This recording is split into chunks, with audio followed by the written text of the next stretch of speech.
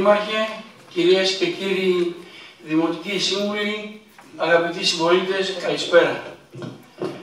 Μέσα σε μια δύσκολη οικονομικά διαδρομή, την οποία όλοι γνωρίζουμε, μια προσπάθεια σημαντική από την ημέρα που έχουμε αναλάβει τα καθήκοντά μας στην αναπτυξιακή και στο πρόγραμμα Leader, έγινε μια πολύ σωστή, οργανωμένη και αποδοτική προσπάθεια, η οποία είχε θεαματικά αποτελέσματα.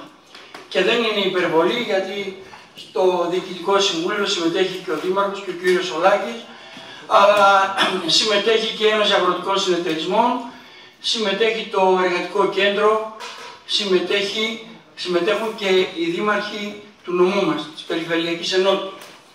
Έγινε μια πολύ αξιόλογη προσπάθεια και σε πείσμα των καιρών και όλων των προβλημάτων τα οποία αντιμετωπίζει η πατρίδα μας, η οικονομία.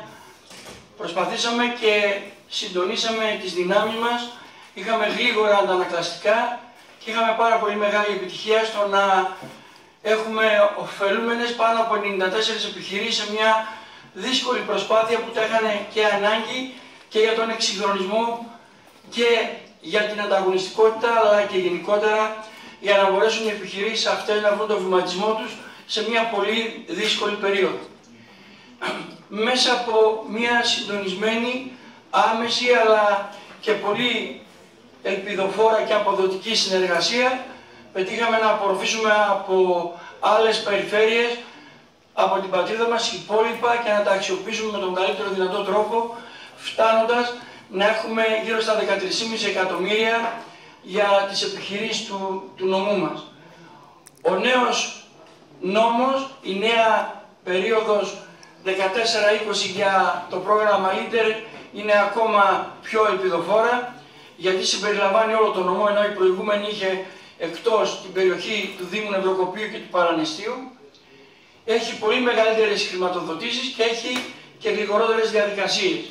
Μέσα από τις δύο σημαντικές επικοινωνίες τις οποίες είχαμε με το Υπουργείο, πιστεύει ότι τέλη Ιουνίου, αρχές Ιουλίου θα ξεμπλοκάρει και η διαδικασία για τα συνεχιζόμενα έργα, ώστε οι άνθρωποι αυτοί να πάρουν πραγματικά μια ανάσα και να ολοκληρώσουν τις επενδύσεις τους.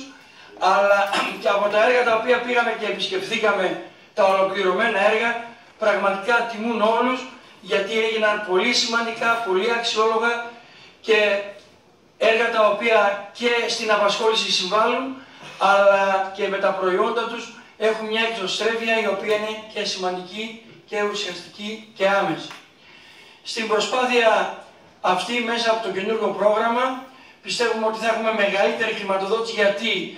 Γιατί αξιολογήθηκε η προσπάθεια της αναπτυξιακής και του Leader σε πανελλαδικό επίπεδο μέσα στις πρώτες 5 και είναι πάρα πολύ θετικό για τη δουλειά η οποία έγινε, για τα αποτελέσματα τα οποία έχουμε, αλλά και για την υλοποίηση επενδυτικών σχεδίων από μικρές, ευέλικτες και καινοτόμες επιχειρήσεις, οι οποίες παίζουν καθοριστικό ρόλο σε μια δύσκολη πραγματικά περίοδο.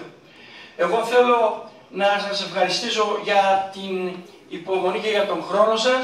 Θα πει και κάποιες σημαντικές λεπτομέρειες ο Διευθυντής της Αναπτυξιακής, ο κ. Χατζόπουλος, για να έχετε μια πλήρη εικόνα, σεβόμενη τον χρόνο σας, γιατί έχει πάρα πολλά θέματα σήμερα το Δημοτικό Συμβούλιο. Ευχαριστώ.